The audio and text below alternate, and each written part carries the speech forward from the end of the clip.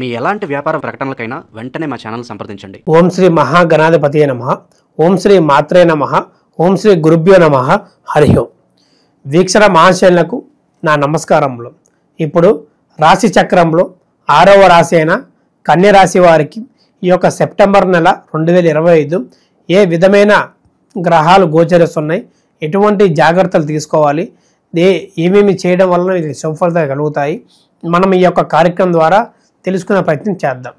ఈ యొక్క కన్యరాశి అనగా ఉత్తర 2, 3, 4 పాదములు, హస్త 1, 2, 3, 4 పాదములు, చిత్త 1, 2 పాదములు కలిస్తే ఈ యొక్క కన్యరాశి అవుతుంది. ఈ యొక్క రాశి యొక్క అధిపతి బుధగ్రహము. అదేవిధంగా భూతత్వ రాశి, ది స్వభావ రాశి అని కూడా మనం చెప్పుకోవచ్చు. ఈ యొక్క రాశి వారు ముఖ్యంగా చూడగలిగితే ఎక్కువగా కష్టపడుతూ ఉంటారు. అటు ఉద్యోగంలో కానీ, ఇటు వ్యాపారంలో కానీ, ఏ విషయంలోనే సరే ఎక్కువగా శ్రమిస్తూ ఒక గొడ్డు వలె కష్టపడుతూ అనేది వీరి యొక్క కుటుంబాన్ని వీరి యొక్క 2 భుజాల మీద మోస్తూ అనేది ప్రయాణం చేస్తూ కనబడుతూ ఉంటారు. ఎంత కష్టం వచ్చినా సరే ముందు ఒక కుటుంబం గురించి ఆలోచిస్తూ వీరు పనిచేసే విధంగా కనబడుతున్నది. వీరిలో ఎంతో డబ్బుని పోగు చేసే విధానం కానీ, చేసే దాంట్లో అభివృద్ధి కానీ చాలా తక్కువ కనపడుతూ ఉండేది.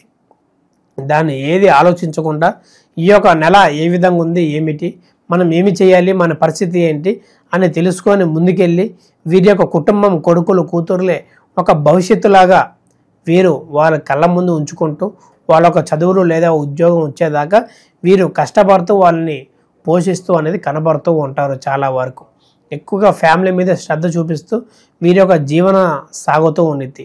ఎంత కష్టం వచ్చినా వారిని తెలుసుకుంటూ వారి కోసం ఎంత అయినా సరే చేస్తానన్నట్టు కొనసాగించే విధంగా వీరికి కనబడుతుంది. ముఖ్యంగా ఈ యొక్క రాశి వారికి నెల మొత్తం చూడగలిగితే రాజకీయ నేతలకు కానీ, లేదా సినిమా రంగాల్లో ఉన్నవారికి, లేదా జర్నలిస్ట్కి కానీ ఈ యొక్క నెల మొత్తం సవాలు చేసే నెల అని చెప్పుకోవచ్చు. అటు సినిమా రంగాలు పూర్తిగా ఈ యొక్క నెలలో ఏదైతే ప్రారంభం చేస్తున్నారో లేదా రిలీజ్ చేస్తున్నారో భారీ నష్టాలు చెవి చూసే విధంగా కనబడుతున్నది.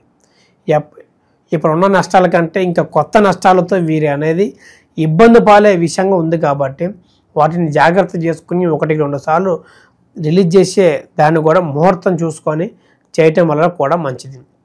వీళ్ళ కంటెంట్ ఎంత బాగున్నా సరే జనాల దగ్గర చేరకపోవడం, బ్యాడ్ రివ్యూస్ వల్ల కూడా ఈ సినిమా రంగాల వాళ్ళు చాలా వరకు ఇబ్బంది పడుతున్నారు. కాబట్టి వాటిని అధిగమించుకొని ఏవి చేస్తే మనకి బాగుంటుంది అని కూడా తెలుసుకోండి.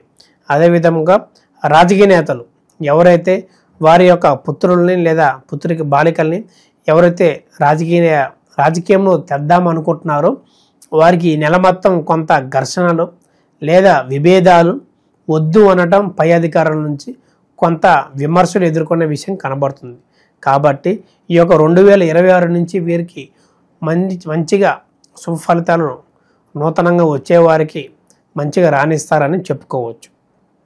ఆరోగ్య విషయంలో కొంత ఇబ్బందులు ఏర్పడే విషయం కనబడుతుంది. ఒక రాశి వారికి ఆరోగ్యం ఒక పూట బాగుంటే ఒక పూట బాగోకుండా, వేసిన మందు వేసినట్టే జీర్ణశక్తి కాకుండా, ఒంటికి పట్టకుండా ఎన్నో కలహాలు, ఇబ్బందులు లేదా గుండెల్లో చాలా భారంగా ఉండటం జరుగుతూ ఉండేది.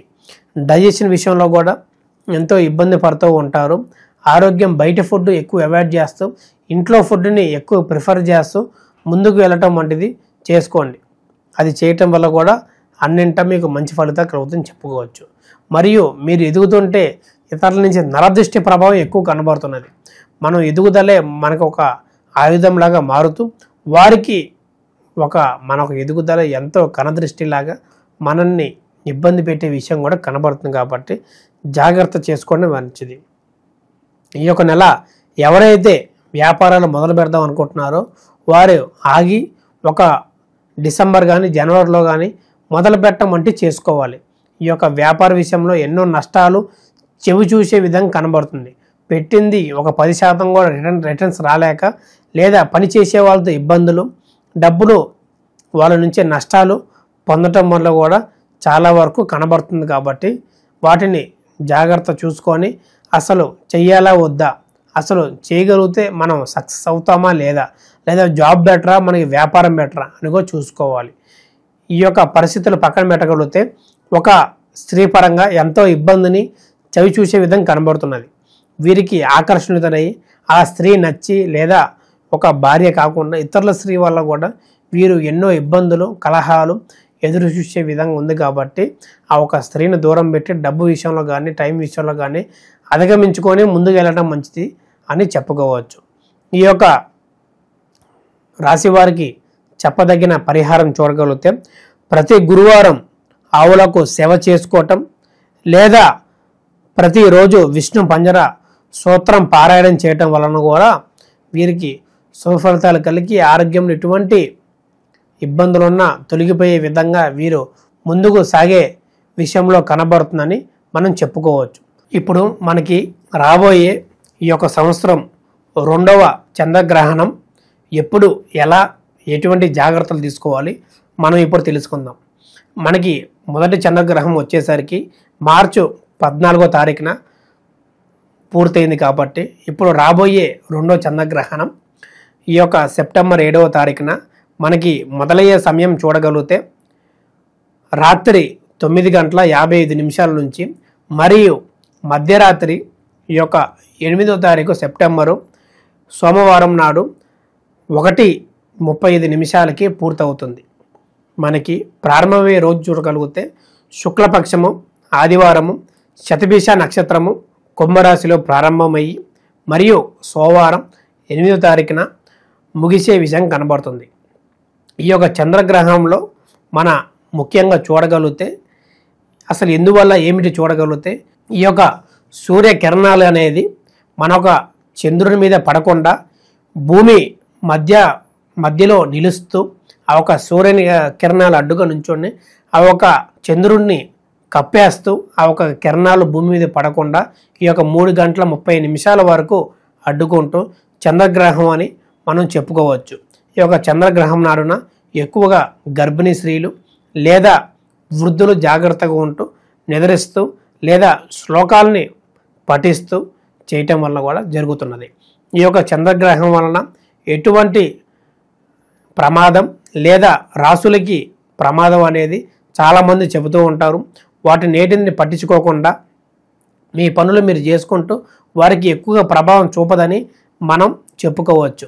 ఈ యొక్క గ్రహణం దాదాపు చూడగలిగితే 3:30 వరకు ఉంటుంది. కాబట్టి ఈ యొక్క 9:30 వరకే నిద్రిస్తే ఎటువంటి ఇబ్బంది లేదని చెప్పుకోవచ్చు. తెల్లవారుజామున లేచిన వెంటనే తలస్నానం చేసి శివాలయం దర్శనం చేసుకొని శివాభిషేకం చేసుకోవటం వల్ల కూడా వీరికి శుభ ఫలితాలు కలుగుతూ అన్నింటా బాగుంటుందని మనం చెప్పుకోవచ్చు.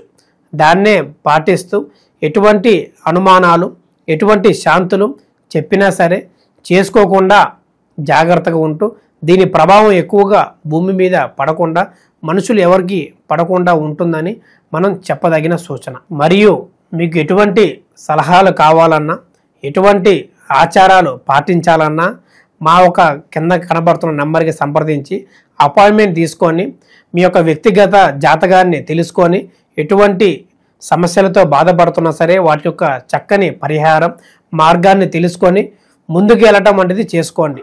ఈ యొక్క రాశి ఫలాలు అనేది దాదాపు 50 నుంచి 70% వరకు ఫలిస్తుంది. మరియు పూర్తిగా తెలుసుకోవాలనుకున్న మా ఒక నంబర్కి సంప్రదించి మీ యొక్క సందేహాలు ఏదైనా సరే ఎటువంటి సమస్యకైనా సరే చక్కని పరిహారం అనేది చూపబోతాం. శుభం. లోకా సమస్త సుఖినో భవంతు.